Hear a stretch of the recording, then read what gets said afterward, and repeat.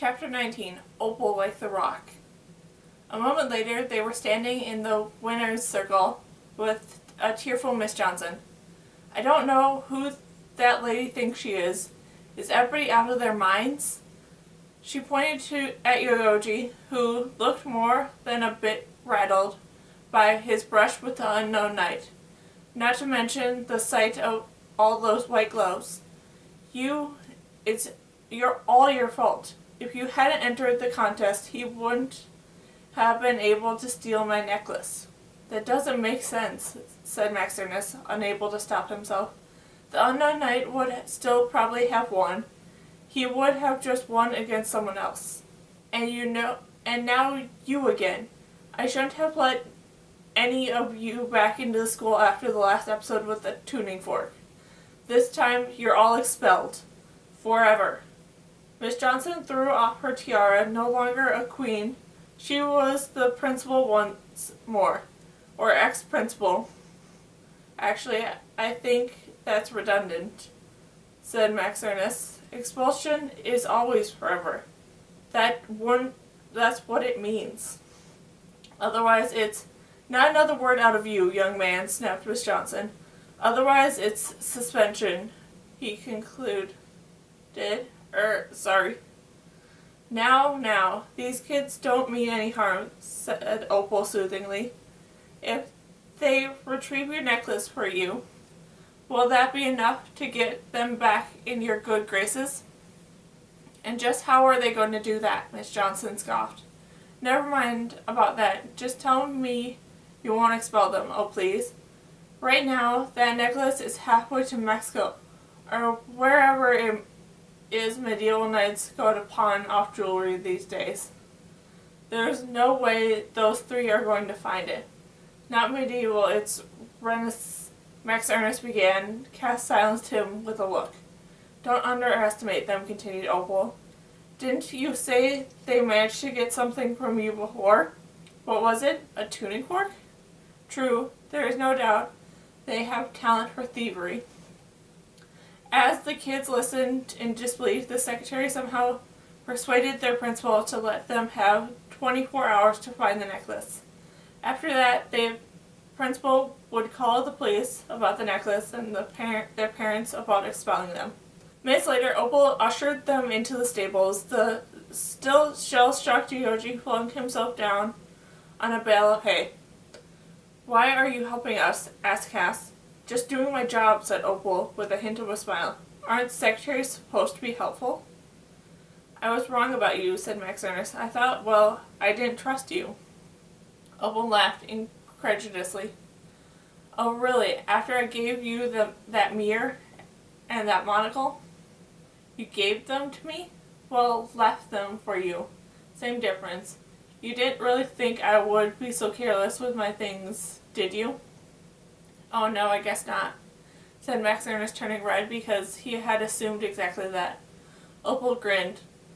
And what about the kick-me note? A nice touch, I thought. What kick-me note? Said Yoyogi. I knew you wrote that, said Max Ernest, ignoring Yoyogi. For some reason, he still was reluctant to admit he'd walked around with a sign on his back that said kick me. Well, I didn't write the message on the other side, Opal corrected. That was from Pietro.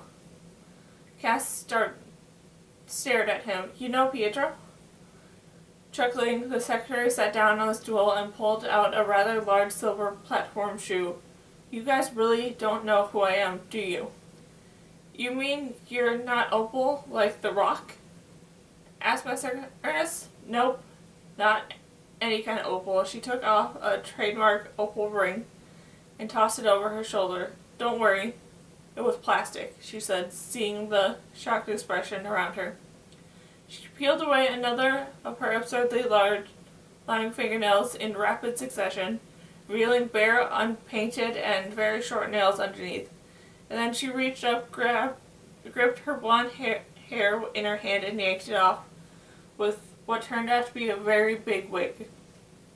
Underneath her hair was brown, short, chopped. Here, why don't you keep this? She said, tossing the wig in the direction of Max Ernest. You never know when you're going to need a quick disguise. Finally, the secretary started wiping makeup off her face with tissue, and the shadow of Bear began to show. Cass smiled, perhaps for the first time all day. "Owen, no kidding. Took you long enough," said the Trace Society resident spy and master of disguise, now speaking in a deeper voice without any trace of the New York accent. "Pietro had sent me to visit your school to find out if I could from Miss Johnson. We knew the Midnight Sun was watching her, but we thought it was about the tuning fork. We didn't think it was the magnet rock." "Well, don't just stand there, help me. My other stuff's over there." He pointed to a small army duffel on the floor that looked as different from Opal's leather purse than a bag possibly could. Cass handed it to him, and he dumped the contents unceremoniously on the ground. Jeans, t-shirt, tennis shoes, a pair of sunglasses. A moment later, Owen came out of the horse stall dressed as himself, something the kids had seen only once or twice before. Although no longer a working actor, he almost always dressed as someone else, whether it was a cowboy in a 10-gallon hat or a secretary in a 10-gallon wig. Speaking of disguises, you guys know of any guesses about who the spook was in armor, the unknown knight? Anybody get a good look at his face? They all shook their heads. "Even you, Yoji, you were pretty close," Owen observed. "I couldn't even see the dude's eyes. Just like Shadow, his mask was pretty big." "It wasn't 'cause of the mask," said Cass, finally fessing up to what she's been fearing. "It was 'cause he's invisible." Hesitantly, she told them about her encounter with Lord Pharaoh and about how she had been forced to give him the remaining bit of time travel chocolate. "I didn't think it would be enough to work, but it must have been," she said, sickened. "When I heard about Pietro's warning, I started to worry, and now I'm sure of it." "How could you be sure of it?" said Max Ernest. "I mean, the average person would consider the whole story pretty unlikely." "I just am. Didn't you see the way he looked at me? It was like he was communicating or something. Plus, Miss Myris and her master had returned. Who else would that be?" "From what I heard from Pietro, I think Cass is probably right," said Owen. "I knew there was something not normal about that guy," said Yoji. "I'm sorry, it's all my fault," said Cass, miserable. "I should have never eaten that chocolate. Now instead of having the lodestone, Lord Pharaoh does."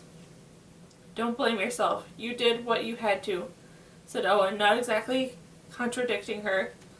"I'll be back as soon as I can. In the meantime, you guys try and find out which way Lord Pharaoh went. But do not, I repeat, do not go after him. Do you hear me?" "Why not?" said Yoji.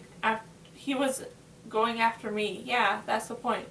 I'm the guy who's always ready to throw you into the deep end. So if I'm telling you to stay away, there's got to be a good reason, right?"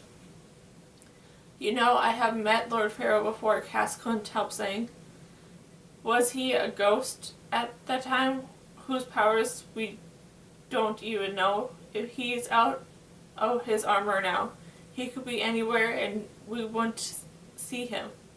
He could be in this very room." Cass glanced around through the monocle. "He's not. Well, there's something good news, at least," throwing his rucksack over his shoulder. Owen walked out the door. "How do we figure out where Lord Pharaoh went if we don't go after him?" asked Yoji after Owen had disappeared. "Just follow his tracks out of here, then stop. I doubt we'll even get that far. He's a ghost. For all we know, his horse is a ghost, too." "It won't leave any tracks," said Max Ernest. "Hey, what are you doing here, Ben?" At some point while they were talking, Benjamin had walked in. He tugged on Max Ernest's sleeve and started mumbling. "He said he has an idea where we could look for Lord Pharaoh," Max Ernest translated. "How do you know about Lord Pharaoh?" Cass asked. angrily, "Have you been eavesdropping? He's still spying for them. I knew it," said Yoji. Benjamin shook his head over and over. Max Ernst translated again. "He said he wants to help. He feels terrible about what he did and wants to make up for it." "Okay, how are you going to help, Benjamin?" demanded Cass. He said the camera obscure is located at the highest point in the area. He stayed there after the rest of the school left and noticed you can see all the Ren Fair and even outside of it. Maybe, well, we'll be able to see Lord Pharaoh from there. Actually, not a bad idea, Ben. A faint smile lit Benjamin's face.